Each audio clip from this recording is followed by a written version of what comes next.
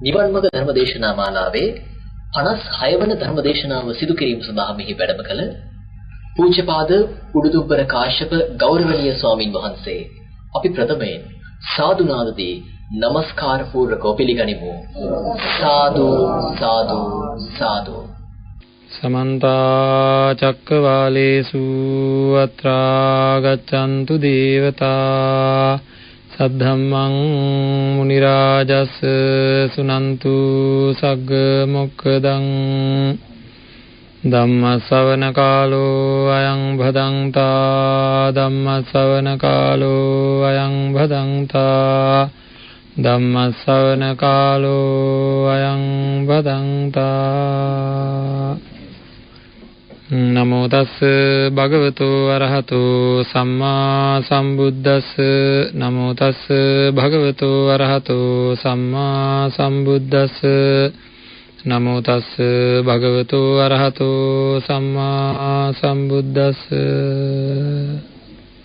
කායේන සංවරෝ සාදු සාදු වාචාය සංවරෝ මනසා සංවරෝ සාදු සාදු සබ්බත් සංවරෝ සබ්බත් සංඋතා බික්ඛු සබ්බ දුක්ඛා පමුච්ඡති.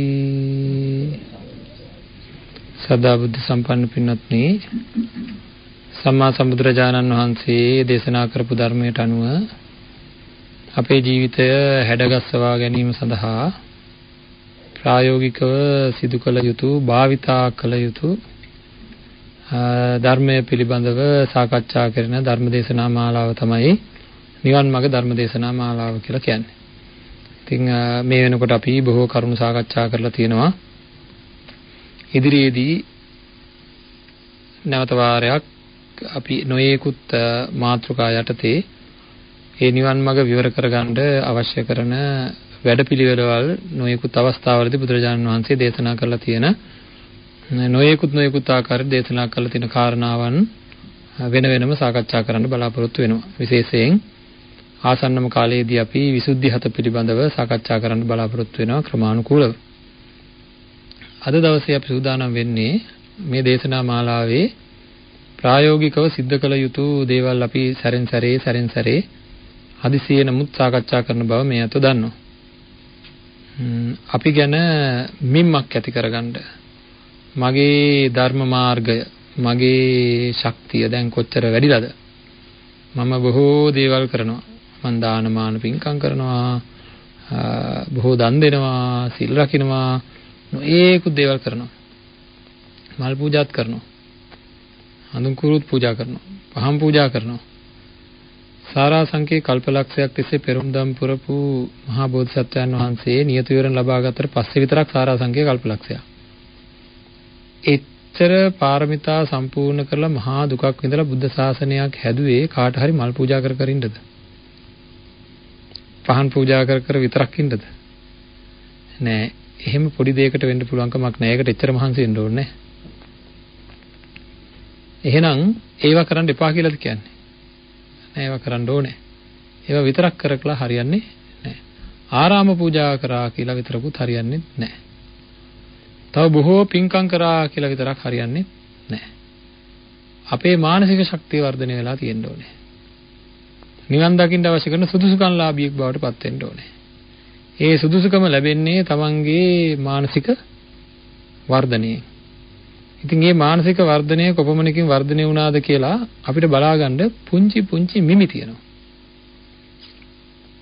අපේ බ්‍රහ්මචාරී ජීවිතේ නැත්නම් බ්‍රහ්මචාරී ජීවිතේ හෝ නැත්නම් තමන් ගෙවන සිල්වන්ත ගුණවන්ත ජීවිතය තමන්ගේ නිවන් මඟ වර්ධනය වෙලා තියෙන්නේ කොච්චරද කියලා බලාගන්න. නිවන් දකින්නකම් කෙනෙක් ලෙඩෙක්. ශාරීරිකව ලෙඩ වෙච්ච අයට හරියට ඇවිද ගන්න බැරි වෙනවා. කතා කර ගන්නත් බැරි වෙනවා. මොන හරි අපහසුකම් එනවනේ නේද? නැගිට ගන්න බැරුව යනවා. ඒ වගේ මානසිකව ලෙඩ වෙච්ච අයට හරියට හිතන්න බැරුව යනවා.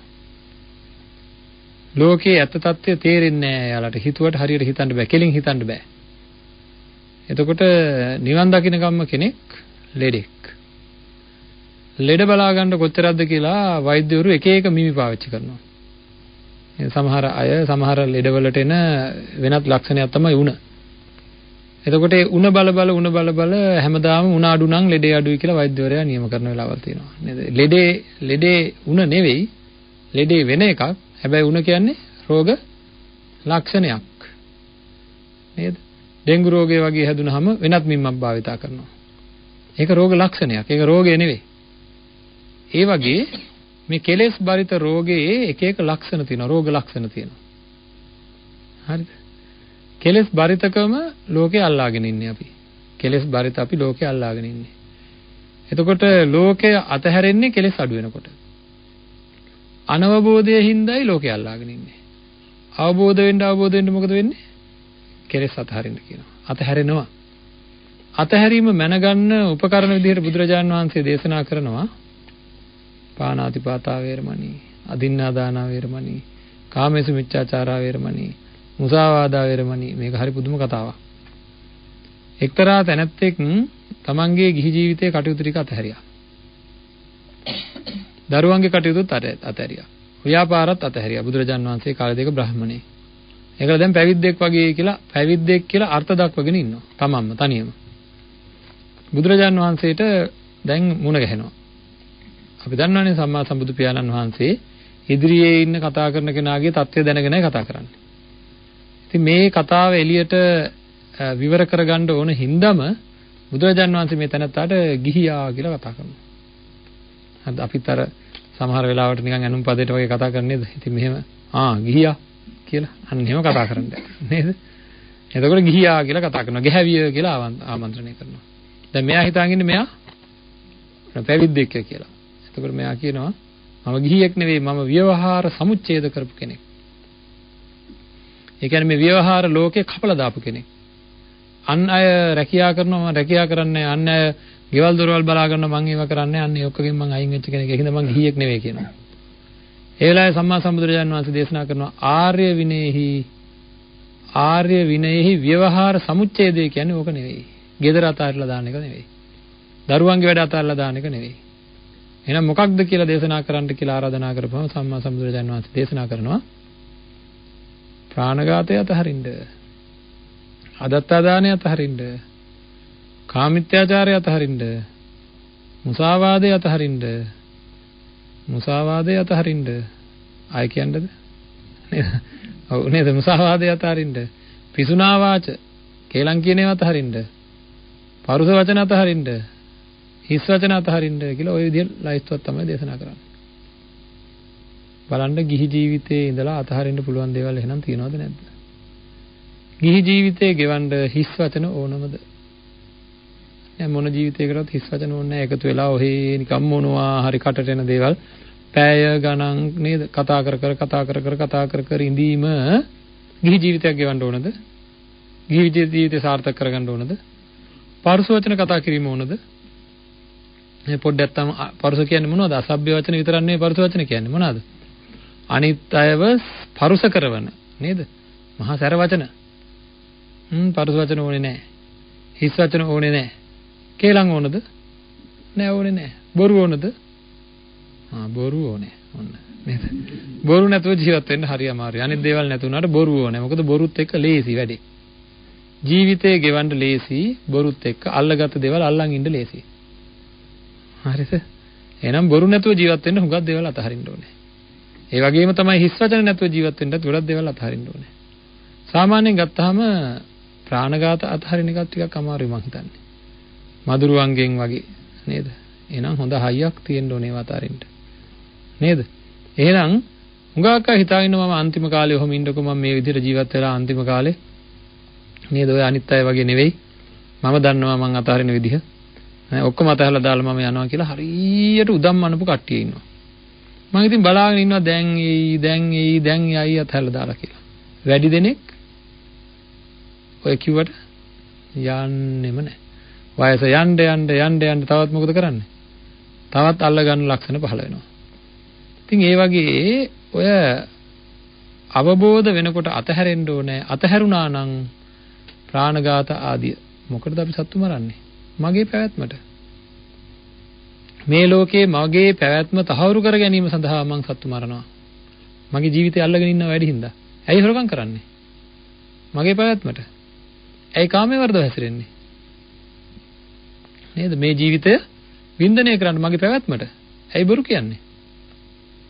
අල්ලාගත් දේවල් රැකගන්න. නේද? කේලම් කියන්නේ ඇයි? ඒ ඔක්කොම එහෙම තමයි. එහෙනම් ඔන්න ඔය මූලික මිම්මක් තමයි ඔන්න ඔය සිල්පද ටික ඔය කිව්ව කාරණා ටික කොච්චරකින් මගෙන් අතහැරිලාද එපමණකින් මම ධර්මය අවබෝධ කෙරිලා. හරි? ඔය ඔක්කොම මැනමැනින්න ඕනේ. බුදුරජාණන් වහන්සේ හරි අපූර්ව දේශනාවක් සිද්ධ කරනවා රාහුල හාමුදුරුවන්ට. රාහුල හාමුදුරුවෝ කියන්නේ ඉතින් බුදුරජාණන් වහන්සේ ගිහි කාල පුත්‍රයා නේද? හරි ආඩම්බර තියෙන්න ඇති නේද රාහුල හාමුදුරුවන්ට? මේ මහා උත්තමයාණන් වහන්සේ මගේ පියාය. අනිත් අය ගණන් ගන්නවත් ඕනේ නැහැ මම කියලා. එහෙමද? නෑ නේද? උන්වහන්සේ තරම් ශික්ෂාකාමී භික්ෂුවක් මේ ශාසනේ තවත් නැහැ. උදෑසනම වැලි හවුරක් අරගෙන නේද මොන තරම් සාන්ත මොන තරම්නම් පල්ලෙහාට වැටිච්ච මොන තරම් ලස්සන හිතක් තියෙන්නද කියලා හිතනද වැලි හවුරක් අරන් උඩට විසි කරලා ඇතුළාන්ත ප්‍රාර්ථනාවක එක ප්‍රදර්ශනය කරන්න කරන එක නෙවෙයි. මේ වැලි අහුරේ වැලියට ගානේ මට අද අවවාද ලැබේවා. නේද? මේ වැලි අහුරේ වැලියට ගානේ මට අවවාද ලැබේවා කියලා එහෙම ශික්ෂාකාමීත්වයේ ඉන්න රාහුල හාමුදුරුවෝ වැඩ ඉන්න තැනට බුදුරජාන් වහන්සේ සැරෙන් සැරේ වඩිනවා කිව්වට. හරි. සම්මා සම්බුදුරජාන් වහන්සේ වැඩම කරලා අනිත් එක ගිහි කාල පුත්‍ර රත්නය වුණාට තමන් වහන්සේ ළඟ තියාගත්තද? නෑ. සරියුත් හාමුදුරුවෝ ළඟ තමයි වැඩ ඉන්නේ. ඉතින් බලන්න එක දවසක් වඩිනකොට ඈත වඩින බුදුරජාන් වහන්සේ දැකලා රාහුල හාමුදුරුවෝ මොකද කරන්නේ? පෑන් එලවලා තියලා පාදෝන පෑන් එලවලා තියලා ආසන පනවලා දැන් ඉතින් මහා ලෝකේ බලාපොරොත්තු වෙන ලොකුම දේ වෙනවා අන්න බුදුරජාන් වහන්සේ වඩිනවා. නේද? මේ පුංචි රාහුල හාමුදුරුවන්ට බුදුරජාන් වහන්සේ වැඩම කිරීමේ සතුට හින්දා දැන් ඔන්න මොකද කරන්නේ? බුදුරජාන් වහන්සේ වැඩියට පස්සේ පාදෝවණය කරලා වඩා හිඳුවලා එකත් පස්ස ඉඳගෙන වන්දනා කරලා දැන් ධර්ම ශ්‍රවණය කරන්න ඉන්නකොට මේ පුංචි හාමුදුරන්ට බුදුරජාන් වහන්සේ අපි ඔක්කොටම වටින උණ කට්ට මොකද්ද කියලා නේද? මිම්ම මොකද්ද කියලා දෙනවා. ලෙඩේ බලා ගන්න ක්‍රමේ. ලෙඩේ බලා මං කියන්නේ ලෙඩේ බලා ගන්න මොකක් හරි මිම්මක් ඕනේ කියලා. පාදෝණය කරලා වතුර ඉතුරු වෙච්ච භාජනය පෙන්නනවා. පෙන්නලා බුදුරජාන් වහන්සේ රාහුල හාමුදුරන්ට දේශනා කරනවා රාහුලය අර පාදෝනා බඳුනේ වතුර කොහොමද දැන් ඉස්සෙල්ලා නම් පිරීලා තිබ්බ දැන් මොකද? දැන් කියනවා දැන් ඒකේ වතුර ශේෂ වෙලා අඩු වෙලා ඉතුරු වෙලා තියෙන ටිකයි. රාහුල හාමුදුරුවෝ කියනවා රාහුලය දැන යමෙක් මුසාබස් කියනවා නම් ඒ තැනැත්තාගේ ආධ්‍යාත්මික දියුණුව ආධ්‍යාත්මික ජීවිතය අන්නර බඳුනේ තියෙන වතුර ශේෂ වුණා වාගේ ශේෂ වෙනවා කියලා. සංසාර විමුක්තියක් ලබන්න නම් සැනසීමක් ලබන්න නම් පෞසිද්ධ නොවෙන්න නම් හරිද? අර ඔක්කොම දේවල් වලට වැඩිය ඉහළම තැනින් තියෙනවා බොරු කියන එක. බොරු කිව්වොත් අන්න අරක වෙනවා කියලා කියනවා. වෙන මොන දේවල් කරත් වැඩක් නැහැ බොරු කිව්වොත් අන්න ඔක්කොම ශේෂ වෙනවා කියනවා. ඊළඟට ඒ වතුර ටික අයින් කරලා ඇවිල්ලා වැඩ ඉන්න කියනවා. දැන් රාහුල හාමුදුරුවෝ කියලා වතුර ටික අයින් කරලා ඇවිල්ලා වැඩ ඉන්නවා. එතකොට දැන් මොකද? එතකොට කියනවා වතුර නෑ දැන් හිස් වෙලා කියනවා කියන වාජනේ. රාහුලේ යමෙක් දැන මුසාබස් දොඩන්නේ නම් අන්නේ තනත්තාගේ ආධ්‍යාත්මික ජීවිතයේ දියුණුව සසර දියුණුව අන්නර වගේ හිස් වෙනවා කියනවා. ඊට පස්සේ කියනවා අනිත් පැත්ත හරවලා එන්න කියලා. අනිත් පැත්ත හරවනවා කියන ඉතින් කරන්නම දෙන්නේ නැහැ. අනිත් පැත්ත හරවලාට පස්සෙත් කියනවා කෙනෙක් දැන මුසාබස් කියන්නේ නම් වාජනය යටිකරුණා වාගේ එයාගේ ආධ්‍යාත්මික දියුණුව නැත්තම් බ්‍රහ්මචාරී ජීවිතය එයාගේ නිවන් මඟ යටිකුරු වෙනවා. එයාගේ නිවන් මඟ යටිකුරු වෙනවා කියලා. මොකෙන්ද? බොරුවෙන් විතරක්. දැන් ඉතින් කොහොම කියනකොට මොකද කරන්න ඕනේ? මං උඩුකුරු වෙච්ච කෙනෙක්ද යටිකුරු වෙච්ච කෙනෙක්ද කියලා හොයලා බලන්න ඕනේ නේද? ඈති පදං ලේසි කොහෙද යන්නේ? යන්නේ කොහෙවත් කියන්නේ කොහෙවත්. මෙතන තියෙන දේ දැක්කද? ආයෙ ලේසිනේ දැක්කත් ඉතින් මොකද? ඔය දැක්කා කියලා ඔය කරදර වෙනවට වැඩිය දැක්කේ නැහැ. හරි ලේසි. නේද? බොරු කියනකොට ලේසි. මොකද අල්ලගත්ත දේවල් අල්ලගන්න ලේසි. මේක ගත්තද? ගත්තේ නැහැ. අරක කිව්වද? කිව්වේ නැහැ. නේද? එහෙම කිය දැන් කොහෙද ඉන්නේ? කියලා අහපුවාම දැන් කොහෙද ඉන්නේ කියලාම ලේසි. වෙන තැනක් කිව්වම ලේසි. නේද? තමන්ගේ වැඩ කටයුතු කරගන්න ජීවිතය අල්ලගෙන ඉඳ ලේසින්ද ඇත්ති පදම් බොරු කියනවා. ඊළඟට ඊට වැඩිය ලොකු උදාහරණයක් දේශනා කරනවා. රජුරවන්ට ඉන්නවා මගුල් ඇතේ. මේ ඇතාව තමයි රජුරව සටනට යද්දී අරන් යන්නේ. රජුරන්ගේ මේ ඇතා සටන් බිමට ගිහිල්ලා කකුලෙන් ගහනවා. අතෙන් ගහනවා. ඔළුවෙන් ගහනවා. හරි. කනෙන් ගහනවා. කොහෙන් ගැහුවත් හැබැයි හොඬ වැලෙන් නම් ගහන්නේ නැහැ. ඇයි? සතුරාට හොඬ වැලෙන් ගහන්න කියලා හොඬ වැල කැපුණොත් මෙයා මැරෙනවා. ඒකෙන්ද ජීවිතේ බේර ගන්න ඕනින්ද හොඬ වැලෙන් ගහන්නේ නැහැ. එහෙම හිතමුකෝ අපි. දැන් තව ඇතෙක් ඉන්නවා. මේ ඇතාව අරගෙන යනවා රජුරුව මගුල් ඇතාව විදිහට සටනට. අරන් ගියාම මෙයා බලනකොට අතනුත් ගහනවා කකුලනුත් ගහනවා මේ මැදට හොඬ වැලනුත් ගහනවා. හොඬ වැලනුත් ගහනවා කියන්නේ ජීවිතේ අතහැරලම සටන් කරනවා කියන එකද නැද්ද? රජුරුව වෙනුවෙන් ජීවිතේ අතහැරලම සටන් කරනවා කියන එකද නැද්ද? එහෙනම් හොඬ වැලෙන් ගහනවා දැක්කොත් යමෙක් අතින් පයින් ගහන එක ඒ හැටි දෙයක්ද? නේද? ඇතා හොඬ වැලෙන් ගහනවා දකින්නවා නම් අපි කියනවා ඒ ඇතා හොඬ වැලනුත් ගහන එක කකුලෙන් ගහන එක නේද? එයා කකුලෙන් ඉතින් අනිවාර්ය හොඬ වැලෙන් ගහනවා නම් කකුලෙන් ගහනවාම තමයි ආයේ. මොකද ජීවිතේ අතහැරලා සටන් කරනවා නම් කකුලෙන් ගහන්න නැතුව ඉඳීද? වලිගෙන් ගහන්න නැතුව ඉඳීද? නේද? ආන් එහෙම උදාහරණයක් බුදුරජාණන් වහන්සේ දේශනා කරනවා. ඒකලා දේශනා කරනවා හොඬ වැලෙන් ගසන ඇතා අන් අවයවයකින් ගහනවා කියන එක ආයේ කියන්න දෙයක් නෑ. යමෙක් බොරු කියන්නේ නම් දැන මුසා දොඩන්නේ නම් වෙන නොකල හැකි වැරද්දක් නෑ යාට කියලා. එයාගෙන් බලාපොරොත්තු වෙන්න එපා කියන වෙන කිසිම වැරද්දක් වෙන ඕනම වැරද්දක් කරන්න පුළුවන් යාට කියලා බුදුරජාණන් වහන්සේ අපිට දේශනා කරනවා. බොරු කියනවා නම් මුසා කියනවා නම් අන්න ඒ තැනත්තාට නොකල හැකි වෙනත් වැරද්දක් නෑ කියලා දේශනා කරනවා. හරි. එහෙනම් කවුරු හරි බොරු කියලා අපි දැනගත්තා නම් බොරු කිව්වා කියලා මොකද හිතන්න වෙන්නේ? ආයෙ විශ්වාසයක් තියන්න බෑ. දේශනාවේ එක තැනක සඳහන් වෙනවා මිතුරුකම paludu වෙන පළවෙනිම කාරණාව බොරුවයි. හරි මිත්‍රත්වය කියන එක paludu වෙන පළවෙනිම කාරණාව බොරුවයි කියලා. ඉතින් ඒකින්ද ඇයි මේක ඉස්මතු කරලා සම්මා සම්බුදුරජාණන් වහන්සේ ගත්තේ?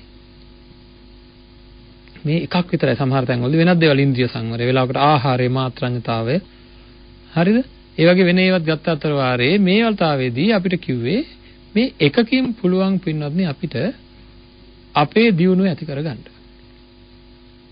එකක් ඇති දියුණුව ඇති කරගන්න. හොඳයි. මම මෙහෙම කියනවා. අද ඉඳන් කිසිම බොරුවක් කියන්නේ නැතුව ජීවත් වෙනවා කියලා හික්මෙන්න පුළුවන්ද? නේද? පුළුවන්ද කියලා බලන්න ඕනේ. අන්න අපි උත්සාහයක් ගන්නවා. හැබැයි ඔක මං අහනකම් ඉන්න ඕනේ නැහැ. ඔයිට කලින් මං ඇහුවා. මං අහන්නත් ඉස්සෙල්ලා මේ අය පොරොන්දු වුණා. කොයි වෙලාවේද? මම මෙහෙ ඉඳන් කිව්වා මුසාවාදා වේරමණී සික්ඛාපදං සමාදියාමි කියලා. නේද? ඒ වෙලාවේ අදහස තිබ්බද දන්නේ නැහැ. සමහර අයට ඒ අදහස නැහැ. ඒ අදහස නැත්තම් සීල් සමාදන් වෙන්නේ නැහැ. මං හැමදාම ඔක කියනවා සීල් සමාදන් වෙන්න කියලා. හුඟක් අය මම මේ කියන දේ අහගෙන හිටියට සීල් සමාදන් වෙන්නේ නැහැ. හරිද? කියනවා. සීල් ඇති තරම් කියනවා. හරිද? අපි මේ මෑතක පොඩි සමීක්ෂණයකුත් කරා. එක 200ක් විතර ඉන්න පිරිසකගෙන් හැමදාම අපි අවවාද කරපු පිරිසකගෙන් කීයක් විතර ඇත්තටම සීල් සමාදන් වෙනවද කියලා බලන්න පංචශීලයේ දවස ගානේ පිරික්සා 20ක් විතර වගේ අඩු ප්‍රමාණයක් තමයි. ඒ කියන්නේ 10%ක් විතර තමයි බෞද්ධ අතරින් සීල් සමාදන් වෙන්නේ. හරිද? වැඩි දෙනා ඇත්තටම ගත්තොත් පෞද්ගලිකව අහලා බලපුවාම සමාදන් වෙන්නේ නැහැ. ඒකින්ද යාලට ඒ සීලයෙන් ලැබෙන පන්නරය, සීලයෙන් ලැබෙන මානසික හයිය, මානසික ශක්තිය, නිවන් දකින්න ඕන ගුණය වැඩෙන්නේ නැහැ. නිකන් කියෝ ඉන්නවා. ඉතින් ඒකේ ආනිසංශයක් ඇත්තේ නැහැ. එහෙනම් මේක මිම්මක් විදිහට පාවිච්චි කරගන්න අපිට පුළුවන්. එකක්, අඩුම තරමින් එකක්. අපි දැඩි තීරණයකට එනවා. මම කියන්නේ ප්‍රායෝගිකත්වයට යන වැඩපිළිවෙලක් මේක කියලා. දැඩි තීරණයකට එනවා. මම බොරු කියන්නේ නැහැ. මම ඊට කලින් කිව්වා මේ අතන්ට මතක ඇති. මං කරුණාවන්තව ජීවත් වෙනවා. හැම වෙලේම මම මෛත්‍රී සහගත වචන කියමින්ම ජීවත් වෙනවා කියලා අදිෂ්ඨානයක් ගන්න කියලා. කොහොමද දන්නේ දැන් ඒක නේද? එහෙම කරන්න පුළුවන් නම් Tamanට ඉක්මන් සමාධියක් තියෙනවා. බොරුව කියන එක ඊට වැඩිය බොහෝම ප්‍රබල බලවන්ත දෙයක්. එතකොට ඇයි දැන් අපි පොඩ්ඩක් හොයලා බලමු. ඇයි අපිට බොරු කියන්න වෙන්නේ? ඇයි අපිට බොරු කියන්න වෙන්නේ? අල්ලා ගැනීම හින්දාද නැද්ද? අපි මේ ධර්මදේශනා මාලාවේ ඍජුවම කතා කරන්නේ සාමාන්‍ය ජීවිතය සුවපත් කරගෙන සාමාන්‍ය ජීවිතය හොඳින් ගෙවීම කියන එක අතුරුඵලයක් ධර්මයේ තුල. හරිද? අපි කතා කරන්නේ මොකක් ගැනද? පැහැදිලිවම නිවන් දැකීම පිළිබඳව. හරි? එහෙමනම් බොරු කියන තැනත්තා බොරු කියන්නේ තමන්ගේ කොටස ආරක්ෂා කරගන්නයි කිව්වොත් මොකද කියන්නේ? ඒ බැඳීම් හින්දායි බොරු කියන්නේ. අර කලින්ම කියනවනේ කතාවක් හොරාගේ අම්මාගෙන් පේන අහන්න එපා. ඇයි? අම්මා බොරුමයි කියන්නේ හොරා ගැන කියන්නේ බොරු. හැබැයි අල්ලපු ගෙදර ළමයා ගැන අහුවනම් ඇත්ත කියනවා. ඔව් එයා තමයි හොරා. නේද? එයා තමයි හොරා කියලා කිසිම කතාවක් නැහැ. අම්මා ඇත්ත කියනවා. තමන්ගේ පුතා ගැන අහුවනම් කියන්නේ ඇයි? බැඳීම. නේද? බැඳීම හින්දා. එහෙනම් බැඳීම මනින එක මිම්මක් තමයි මෙන්න මේ බොරු කියන්න සිද්ධ වීම. හරිද? දැන් කියනවා සමහර අය මෙහෙම. මම ඔය ඇත්ත කිව්වනම් එයාගේ හිතට දෙනවා හරියට. ඒකද මම මෙන්න මේ බොරුව කියලා දැම්මා කියලා. ඒකල එයාම කියනවා ඒක හරි සාධාරණ වැඩක් මම කරේ කියලා. එහෙනම් මට ඕන කරලා තියෙන්නේ මොකද්ද?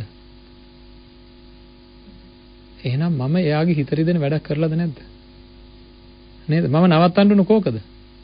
හිත රිදෙන වැඩේ කරලා හිත රිදවන්න නැතුව බොරු කියන එකද? නැත්නම් හිත රිදෙන වැඩ නොකර ඉන්න එකද? මම දැන් හිත රිදෙන වැඩක් කරලා. මම දැන් බොරුව කිව්වා. එහෙනම් ඊළඟ සැරේ මම මොකද කරන්න ඕන? හිත රිදෙන වැඩේ සංවර වෙන්න ඕනේ නැවත වරක්. එතකොට තේරෙන්න ඕනේ. හිත රිදෙන වැඩ කරන්නේ මට මං ගැන තියෙන තද ආසාවන් හින්දා. නේද? එහෙනම් මොන පැත්තකින් හරි අපි බොරු කියන්නේ නැහැ කියලා දැඩි තීරණයක් අරගෙන කැඩෙන වාරයක් ගානේ ඇයි මට කියන්න උනේ කියලා හොයලා බලන්න. ඒ සියල්ලම තමන්ගේ තියෙන මේ අල්ලා ගැනීම හින්දා අහවල් අය තරහ වෙයි කියලා මම බොරු කිව්වා. හරිද? ඒ කියන්නේ ඒ අය තරහ වෙන જાතියේ වැඩ මං කරලා. ඒක කවදාකවත් අපි කියන්නේ හිතන්නේ නේද? ඒ අය තරහ වෙන જાතියේ දෙයක්. අනිත් එක බොරුවක් කිව්වොත් මොකද වෙන්නේ? ඒක වහන්න තව එකයි. අපි අත්හදා බලන්න සත්‍යවාදී ජීවිතය කියලා කියන්නේ ඊ타ත්ම සන්තෝෂයෙන් ජීවත් වෙන්න පුළුවන් ස්වභාවයක් තියෙන කෙනෙක්. සත්‍යයෙන් සත්‍ය ගලපා ජීවත් වෙන්න. එයා කිව්වොත් ඇත්ත කියන්නේ. ජීවිතේ පටන් අරන් බලන්න. හරිද? ටික දවසක් යනකොට මේ වටේ පිටේ ඉන්න ඔක්කොම දැනගන්නවා. එයා ඇත්තම කතා කරලා ජීවත් වෙනවා කියලා. හරිද? මේ ළඟදී මට අපේ එක ගෞරවනීය ස්වාමින් වහන්සේ නමකගේ දේශනාවක් අහන්න හම්බුණා. උන්වහන්සේ මේ අතෝ දන්නවා. මම හිතන්නේ උන්වහන්සේ මේක කිව්ව හින්දා මම උන්වහන්සේ ගැන මතක් කරාට කිසිම ප්‍රශ්නයක් නැහැ.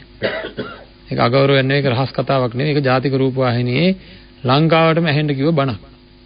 ඒ වෙන කවුරුත් නෙවෙයි, අපි මාවර්ලේ බද්දිය ස්වාමින් වහන්සේ. උන්වහන්සේ මේ වෙසක් පොය දවසේ මෙන්න මෙහෙම දේශනා කරනවා. චීවරු ඇරලා යන පොඩි ස්වාමීන් වහන්සේලාට බයින්න එපා. හරිද? වැඩි දෙනෙක් මේ චීවරයට ආවේ නිවන් අරමුණු කරගෙන නෙවෙයි. වැඩි දෙනෙක් මේ චීවරයට ආවේ පුංචි කාලේ ආසයි තිලා. මේ මමත් එහෙමයි. උන්වහන්සේ දේශනා කරනවා. මේ මමත් එහෙමයි. මමත් චීවරයට ආවේ නිවන් දැකීමේ අරමුණෙන් නෙවෙයි. මම චීවරයට ආවේ පුංචි කාලේ හමුදාවේ අය දැක්කම හමුදාවට යන්න හිතෙනවා, පොලිසිය අය දැක්කම පොලිසියට යන්න හිතෙනවා, ඉංජිනේරුවෙක් වෙන්න හිතෙනවා, දොස්තර කෙනෙක් වෙන්න හිතෙනවා. ඒ වගේ මට චීවරයක් දැක්කම හාමුදුරුවෝ දැක්කම පැවිදි වෙන්න ඕන කියලා හිතුණා. ඒකින්ද පැවිදි වුණා. දැන් අවුරුදු 30ක් 35ක් වෙනවා. හැබැයි මෙහෙම ඉඳලා හරියන්නේ නැහැ. ෆ්ලෑෂ් ලයිට් එකක් දැම්මා වගේ නිවන් දකින්න ඕනේ කියලා තදබල අවශ්‍යතාවයක් හිතෙන් එන්න ඕනේ. ඒකයි පැවිද්ද කියන්නේ. දැන් තමයි පොඩ්ඩක් පොඩි LED බල්බ් දෙක තුනක් වගේ පත්තු වෙන්නේ. හරිද? ඒකල කියනවා Tamanටත් ඔය තමනුත් හොයලා බලන්න ෆ්ලෑෂ් ලයිට් එකක් දැම්මා වගේ නිවන් දකින්න ඕනේ කියලා කැමැත්ත ඇවිල්ලාද කියලා.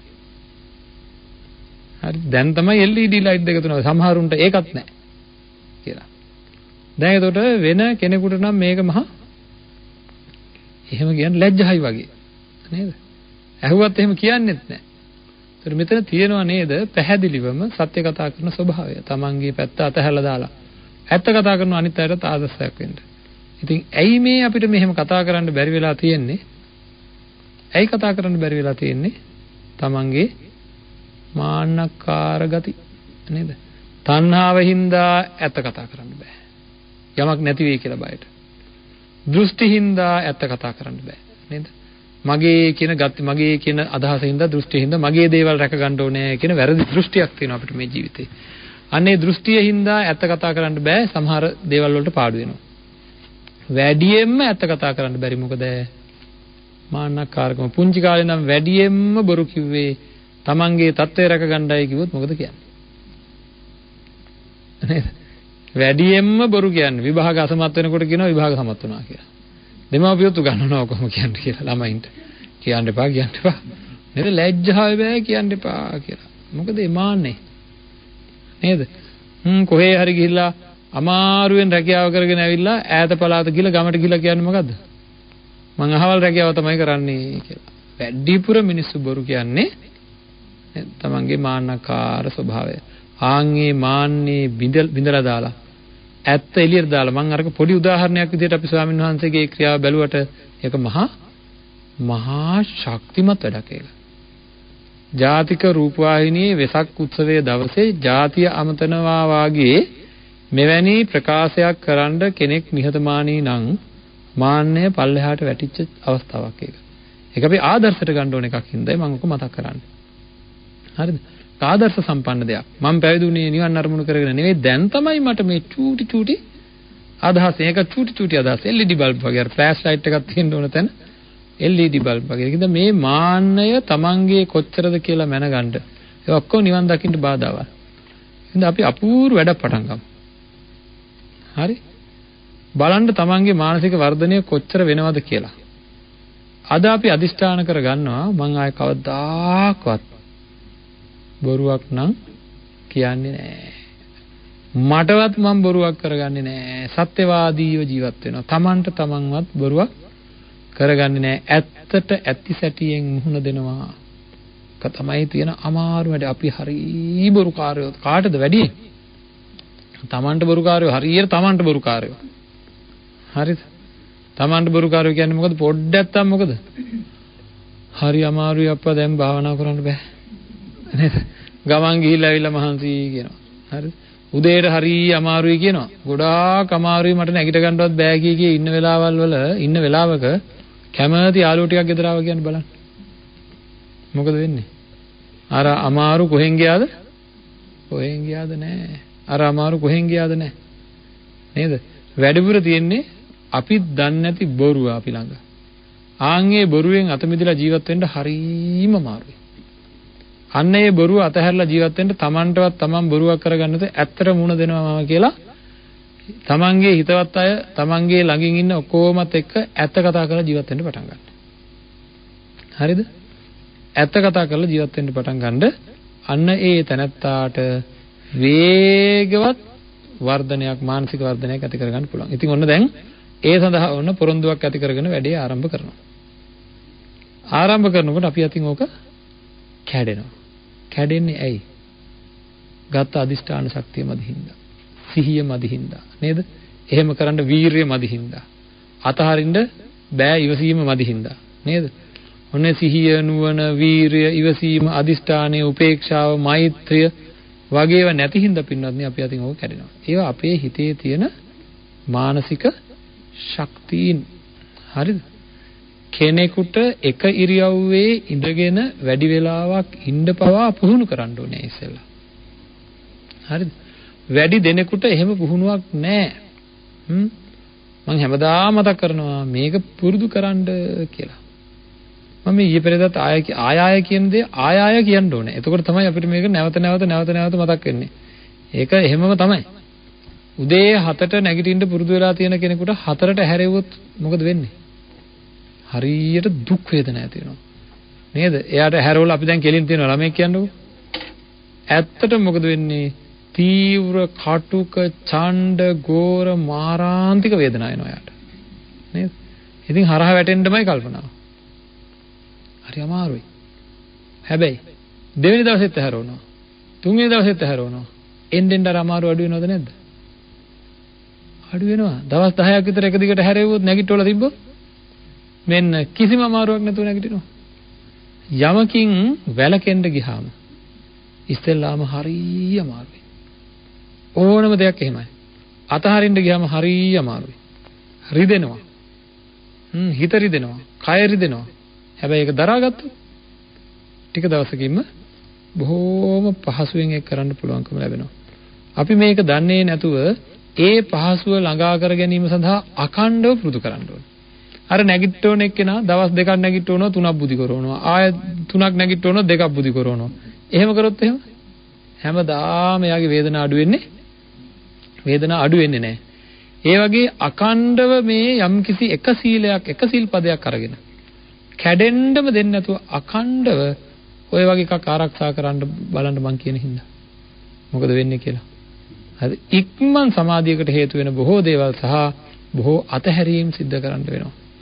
හොඳට තේරෙයි මම කොච්චර මේ ලෝකෙට ඇලිලාද කියලා. ඇලිලා කියලාවත් අපි දන්නේ නැහැ පින්නත් නේ. ඇලිලා කියලා දන්නේ නැත්තේ මේ ලෝකේ මට ලැබිච්ච මේ ශරීරයට සහ මේ මනසට මේ නාමකයට රූපකයට මං කොච්චර ඇලවිලාද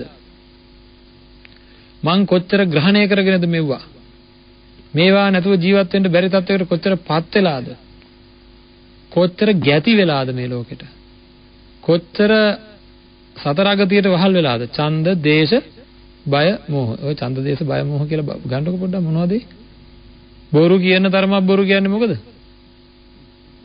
එක පැත්තකට තියෙන කැමැත්ත හින්දා කැමැති කට්ටිය මොන වැරද්ද කරත් ඉතින් හරි තමයි ඒක ඔක්කොම පුළුවන් තරම් බොරු කීකේ වහනවා නෑ ඕක මෙහෙමනේ අනේ අපේ ඇත්තෝ කරගන්න පව් බලන්නකෝ අපි කෙලින්ම කතා කරමුකෝ එක එක පක්ෂවල නායකයෝ ඉන්නවා ඒ ඇත්තන්ව දැකලත් නෑ අපේ අය මූණට දැකලා නෑ සමහර අය රූපවාහිනී වලින් දැකලා තියෙනවා ඒකට එතේ කතා කරලත් නෑ හදිසියකට හරි කතා කරන්න යන්නත් බෑ නමුත් ඒ අය වෙනුවෙන් ඇතිතරම් බොරු කියනවද නැද්ද වෙලාවකට නේද අහවලා මෙහෙමයි කියලා කිව්ව ගමන් නෑ කියලා අතිපදන් අර තමන්ගේ කැමැත්ත තියෙන පැත්තට මේ අනිත් අයව දමා ගැනීම සඳහා කිසිම තේරුමක් නැතුව ඇතිපදම් බොරු කියනවා ඊළඟ අකමැති පැත්ත ඒකත් එහෙම තමයි ඡන්ද දේශ යම් කණ්ඩායමකට හෝ යම් පුද්ගලයෙකුට හෝ අකමැති නම් එයා මොන හොඳේ කරත් ඒක වහ බොරු කියනවා නේද ආය බයට බොරු කියනවා මට මොන හරි වෙයි කියලා බයට බොරු කියනවා ආය මෝඩකමට බොරු කියනවා හරිද අන්නේ හතරට කියනවා ඡන්ද දේශ බය මොහ ඔන්න ඡන්ද දේශ බය මොහ කියන ඒවා අයින් වෙලා සමානාත්මතාවයට කවුරු හරි ආවොත් එයා මාර්ගඵලලාභිය පරිපූර්ණ වශයෙන් ආවොත් එහෙනම් මම කොච්චර සතරගතියට වහල් වෙලාද කියලා මැනගන්න පුළුවන් මම කොච්චර බොරු කියනවද කියලා බලාගත්තා. ඒකින්ද නිවසේ ඉන්නකොට කාර්යාලයේ ඉන්නකොට හරිද? අමාරුවෙන් පුහුණු කරන්න පටන් ගන්න බලන්න. සමහර අය මේක කියන කාර්යාලයේ ජීවිතේ ඉතින් බොරු නැතුව ඕක ඉතින් කොහොමත් හරියන්නේ නැහැ කියලා. මම දන්න සමහර අය හිටියා තමන්ගේ රැකියාව අතහැරියා. හරිද? රැකියාව අතහැරියා. ඇයි? බොරු කියන්න බෑ කියලා. බොරුවෙන්ම ජීවත් වෙන ආයතන තියෙනවා. හරිද? ඉතින් ඒ ආයතන අතහැරියේ ඇයි? මේ ජීවිතේ බොරු කියලා ජීවත් වෙනවට වඩා මට සත්‍යවාදී කෙනෙක් වෙලා ජීවත් වීම වටින්නේ සසර විනාශ වෙන හින්දා. එහෙනම් ඒකෙන් උනේ යට යහපතක්ද නැද්ද? අතහැරීමක්ද නැද්ද? අතහැරීමක්. ඒකයි මම කිව්වේ. සත්‍යවාදී බව තමන්ගේ පැත්තෙන් ආරක්ෂා කරන්ඩ ඔළුවේ එන ගෙඩියක් පිපුරුණත් මන්නම් බොරුවක් කියන්නේ නැහැ. ජීවිතේට වැඩිය වටිනු මේ ජීවිතේ තියෙන වටිනාකම මොකද්ද? ධර්ම අවබෝධ නොකර මැරෙනකම් මේ මස්කුට්ටිය ආරක්ෂා කරගන්න නේද? මේක රැකගන්න තව ළඟ තියෙන මස්කුට්ටි කීපයක් රැකගන්න බොහෝ බොරු බේගල් අදාර ජීවත් වෙලා හිටියා කියලා අන්තිමට මරණ මොහොතේ ඊළඟ ජීවිතේට ඒකෙන් යහපතක් වෙයිද? අනේ මේ තැනත්තා අනිත් අයට තියෙන කරුණාව හින්දා ඇත්තටම බොරු කිව්වා.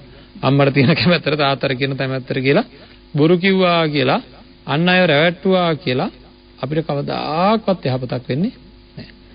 මම මේ අත්තන්ගේ හැමදාම අහනදී තමන්ගේ ළඟ ඉන්න අය තමන්ව මලක් වගේ ආරක්ෂා කරනවද? පොඩ්ඩක් තේරුම් ගන්න කියන්නකෝ මම කියන්නේ මොකද්ද කියලා. අපි ළඟින් වැළඳගෙන ඉන්න අය නේද? ළඟින් ආදරය කරන අය අපිව රිදවන්නෙම නෑ, මලක් වගේ ආරක්ෂා කරනවා නේද? ඕන වැරද්දක් කරාට කමක් නෑ කියලා ඉන්නවා. නැත්තම් හැමදේම හොයලා බලලා හැමදේම කරනවා, හැම තැනකදීම පිහිටට ඉන්නවා කියලා කිව්වොත් හරිද? නෑ. එහෙම කවුරුවත් කාටවත් කරන්නේ නෑ. එහෙනම් තමන්ගේ වැඩේ තමන් කරගන්න ඕනද නැද්ද? නේද? ඕක කවදාකවත් වෙන්නේ නෑ. කවදාකවත් වෙන්නේ නෑ. එහෙනම් අනිත් අයට උදව් කරන අනිත් අයට පරපටිබද්ධව ජීවත් වෙනවා වගේම තමන්ගේ වැඩේ කරගන්න නැත්නම් කවුරුවත් නෑ. මැරෙන්න හැරෙනකොට කවුරුවත් නෑ ওই ජීවිතවලට සහනෙට පිහිටට කවුරුවත් නෑ. කාටවත් පුළුවන්කමක් ඇත්තෙත් නෑ. කොච්චර ධනය තිබ්බත් බලය තිබ්බත් මොනවා තිබ්බත් මරණ හිත පහළ වෙන වෙලාවේ කාටවත් පිහිට වෙන්න බෑ. දරුවන්ට ඇවිල්ලා පිහිට වෙන්නත් බෑ. හමුදාවට ඇවිල්ලා පිහිට වෙන්නත් බෑ. ධනයට ඇවිල්ලා පිහිට වෙන්නත් බෑ. account එකේ කොච්චර සල්ලි තිබ්බත් පිහිට වෙන්න බෑ. අන්තිමට පිහිටට තියෙන්නේ තමන්ගේ මොනවද? පුඤ්ඤාභී අපුඤ්ඤාභී ආනෙන්ජාභී. එතකොට අපුඤ්ඤාභී නෑනේ කොහොමද? එහෙනම් පුඤ්ඤාභී ආනෙන්ජාභී සංස්කාරයන් පිහිටට තියෙන්නේ, සරණට තියෙන්නේ. එහෙනම් ඇතිපදම් බොරු කියලා වටේ පිටේ රැකගත්තා කියලා. අනේ මගේ පුතා මං කොහොමද ඉතින් පාවා දෙන්නේ කියලා. හරිද? අනිත් අයට හානියක් වෙන විදිහට තමන්ගේ පුතා ගැන බොරු කියනවා නම් අම්මේ. අනිත් අයට හානියක් වෙන විදිහට. නේද? ඒකෙන් කාටද හානිය කරගත්තේ? තමන්ට හානිය කරගත්තා. ඒකින්ද එව්වට ලෑස්ති වෙන්න එපා. හරිද? මහා සිංහෙක් වගේ ජීවත් වෙන්න. මහා සිංහෙක් වගේ ජීවත් වෙන්න ඕන අපි. අකුසලයෙන් අත මිදෙන්න තියෙන වීරය සිංහෙක් වගේ කියලා සඳහන් කරනවා. සිංහයා ගැන දේශනාවේ තියෙන්නේ කොහොමද? හිටගෙන ඉද්දිත්, ඉඳගෙන ඉද්දිත්, නිදාගෙන ඉද්දිත්, ඇවිදිමින් ඉද්දිත් කියන සතර ඉරියව්වේදීම සිංහයාට තියෙන්නේ මොන වගේ පෙනුමක්ද? වීරිය සම්පන්න පෙනුමක්, ජව සම්පන්න පෙනුමක්. ආන් ඒ වගේ මේ හිත සිංහෙක් වගේ කරගන්න ඕනේ. ලෝකේ තියෙන අමාරුම වැඩේ කරන්න. හරි ලෝකේ තියෙන අමාරුම වැඩේ තමයි බැඳීම් අතහරින එක. අතහරින එක ලෝකේ. එතකොට බොරු කියන එකෙන් වැළකින එක ලෝකේ තියෙන අමාරුම වැඩ වලින් එකක්. හරිද? එහෙමනම් තමන්ගේ පැත්තෙන් බොරුවක් කියවුණා නම් එයා ලොකු පරීක්ෂණයක් කරන්න ඕනේ. තේරුණාද? මගේ අතින් අද බොරුවක් කියවුණා, මට මාව දරා ගන්න බැරුව, මගේ සිහිය මදි වෙලා, වීරිය මදි වෙලා බොරුවක් කියවුණා. මොකක් හරි. මොකද කරන්න ඕනේ? ලොකු පරීක්ෂණයක් කරන්න ඕනේ. එහෙම තමයි බෙහෙත් කරන්නේ. උණ වැඩි වේගෙන එනවා නම් ආය අලුතෙන් බෙහෙතක් දෙනවා වාගේ මෙන්න මේන් කෙලෙස් වල වැඩිවීමක්. ඇයි මම මේ බොරුව කිව්වේ කියලා තමන් විශ්ලේෂණය කරන්න ඕනේ. විශ්ලේෂණය කළා මොකද කරන්න ඕනේ? හේතුව හොයාගන්න ඕනේ. එතකොට හොඳටම අහු වෙනවා එක්කෝ ඡන්දයක්, එක්කෝ දේශයක්, එක්කෝ බයක්, එක්කෝ මෝහයක් නේද? දැඩි ලෝභයක් මොන හරි එකක් හම්බ වෙනවා. හම්බුනහම මොකද කරන්නේ? අන්න ඒක විදර්ශනා කරන්න. හරිද? ඒක දිහා විදර්ශනා කියන්නේ මොකද්ද? විශේෂ බැල්මකින් බලනවා. මොකද්ද මෙතන වැරද්ද? මේ බැඳීම නේද? මේ වැරදි අවබෝධය නේද? එහෙනම් මම ලැජ්ජාවිය යුතු කෙනෙක්. මමම හිතනවා මං ගැන. එතකොට මගේ යතින් බොරුවක් කියුණා. ඒ කියන්නේ අර වචනේ ගන්න ඕනේ. හරිද? මං කියන්න හුඟක් වැරදි කරනවද කෙරෙන මට්ටමටපත් වෙනවද? හුඟක් වැරදි කරනවද අපි කෙරෙන තත්ත්වයටපත් වෙනවද අපි? කෙරෙන තත්ත්වයටපත් වෙනවා. මොනවා හරි බඩුවක් ගන්න ගියාම අපි ඉලෙක්ට්‍රොනික බඩුවක් ගන්න ගියාම වෙළඳ මහත්තයාගෙන් මොකක්ද අහන්නේ? මේකට ගාරන්ටි හරි වොරන්ටි හරි තියෙනවද කියලා අහනවා. නේද? වළංගුතාවයක් තියෙනවද කියලා අහනවා. පින්නත් නිවන් මඟ ගමන් කරන යෝගියාට වළංගුතාවයක් තියෙන්න ඕනේ. Taman ගැන ගැරන්ටි එකක් තියෙන්න ඕනේ. මම මහා වැරදි වලට ඊළඟ භවයකවත් පෙළඹෙන්නේ නැති කෙනෙක් බවට පත් වෙන්න ඕනේ. අද මට බොරුවක් කියන්න වුණා. මගේ ශාස්ත්‍රවරයන් වහන්සේ මට දේශනා කරලා තියෙන්නේ මොකක්ද? බොරුවක් කිව්වා නම් තවත් නොකල හැකි වැරද්දක් නැත නේද? එහෙනම් බොරුවකට මාව පෙළඹුණා නම් මම ඕනම වැරද්දකට පෙළඹෙන්න තියෙන ඉඩ කඩක් තියෙනවද නැද්ද? බොරුවක් කියන්න මම පෙළඹුණා. අපේ පැත්තට අපි ඒක හරව ගන්නවා. ඒ අවවාදය අපේ පැත්තට හරව ගන්නවා. මගේ මානසිකාරය මට අයිති නෑ. මේක තාම වර්ධනය වෙලා නෑ. මේක ලෙඩක්. හරිද? මේ කියන්නේ මොකද්ද? බොරුව කියන ලෙඩේ හැදුනා නම් වෙන ඕනම ලෙඩක් හැදෙන්න පුළුවන්. එහෙනම් මම ඉන්නේ භයානක අඩවියක. මම භයානක තැනක ඉන්නේ.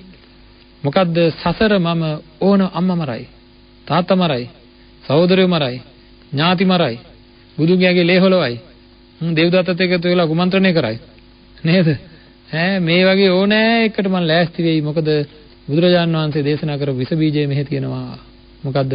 බොරු කියන ස්වභාවය මගේ సంతානේ තාම තියෙනවා. බොරු කියන ස්වභාවය මගේ సంతානේ තාම තියෙනවා කියන කාරණාව අපි තේරුම් ගත යුතු තියෙනවා.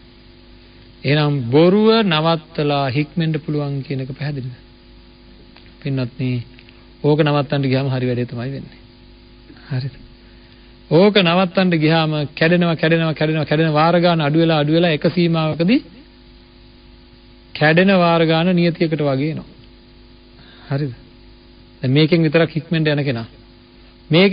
හික්මෙන්ට යන කෙනාට කැඩෙන වාර ගන්න දැන් සමහර දේවල් වලට ප්‍රතිකාර කරනකොට ඉක්මන් අඩුවක් ඇවිල්ලා දැන් උණ තිබුණා 100 ගානකට 104ට තිබ්බා කියන්නේ ඉක්මනට අඩු වුණා. දැන් 100ට විතර බහලා අඩු වෙන්නෙම නැහැ. ඒ වගේ එක ගානකින් මෙහාට 100%ක්ම බොරු නැතුව ඉන්න බැරි තත්ත්වයක් තියෙනවා. ඇයි බැඳීම් ඇති හින්දා මං කියන්නේ විශ්ලේෂණය කරන්න කියලා. අන්න ඒ තැනත්තාට බොරු කියන එක නවත්තන්න නම් මොකද කරන්න වෙන්නේ? මරණ සතිය වඩන්න වෙනවා, බැඳීම් අඩු කරන්න වෙනවා, බුද්ධානුස්සතිය වඩන්න වෙනවා, වීරිය ගන්න වෙනවා, මෛත්‍රිය වඩන්න වෙනවා, හරිද? අසුබය වඩන්න වෙනවා. ඇයි තේරෙනවා මේකේ නවත්ත ගන්න බෑ කියලා. ඒ මදිවට අනිත්‍ය වඩන්න වෙනවා, අනාත්මය වඩන්න වෙනවා, ආදීනව වඩන්න වෙනවා, ප්‍රහාණය වඩන්න වෙනවා, විරාගය වඩන්න වෙනවා. ඇයි බොරුව නවත්තන්න ගියාම? එහෙනම් සමාධිය වඩන්න වෙනවා, ප්‍රඥාවත් දියුණු කරන්න වෙනවා. අන්තිම නවතින්නේ කොහෙද? බොරුව කියන මිම්මෙන් මැන හැමදාම ඒ ලෙඩේ අඩු කරගන්න අදිෂ්ඨානයකින් යමක් කරන්න ගියොත් සත්‍තිස් බෝධිපාක්ෂික ධර්මම Taman තුල වැඩෙන්න හේතු වෙනවා. මේකෙන් වළකිනකොට එක දෙයක් මිම්මක් කොට තියාගෙන Taman ඉදිරියට යන්න මේක කරන්න පුළුවන්. හැබැයි ඉතින් සත්‍යවාදීවම කරන්න ඕනේ. ඇත්තට මුණ දෙමින් Tamanගේ தත්ත්වය තේරුම් ගනිමින් එකක් නිවැරදි කරන්න, අනිත් ඒවා නිවැරදි කරන්න වෙනවා. හරිද? මිම්ම එකයි එක තැනකින් තමයි ඉන්නේ. උණ බල උණ අඩු වෙන්න බෙහෙත් දෙනකොට අනිත් ලෙඩ බලනකොට ලෙඩේ අඩු වෙලා තියෙන්නේ. ලෙඩේ අඩු කරගන්න නැතුව උණ අඩු කරගන්න බෑ. වෛද්‍යවරයා ලෙඩේට බෙහෙත් දෙනකොට උණ අඩු වෙනවා. එහෙනම් උණ කියන්නේ මිම්මක්. ඒ වගේ විදර්ශනා කර තමන්ගේ දැන් තියෙන தত্ত্বය, මේ ශාසනයේ තමන්ගේ තියෙන தত্ত্বය, තමන්ගේ තියෙන හැකියාව, කුසලතාවය, මං ඉන්න මානසික தত্ত্বය, මගේ අවබෝධය කියන ඔක්කොම මනින මිම්ම තමයි බොරු කියවෙන වාර ගන්න. ඒක කාගේ වචනයක්ද? මගේ වචනයක් නෙවෙයි. නේද? අර වාජනේ ශේෂ වුණා, වාජනේ හිස් වුණා, වාජනේ යටිකුරු වුණා නේද? එහෙනම් යටිකුරුද හිස්ද ශේෂද කියලා බලා ගන්න එකයි ඇත්තේ. එක උතුම් බුදු වදනක් ඇති අපේ සියලු දොස් නිවාරණය කරගන්න.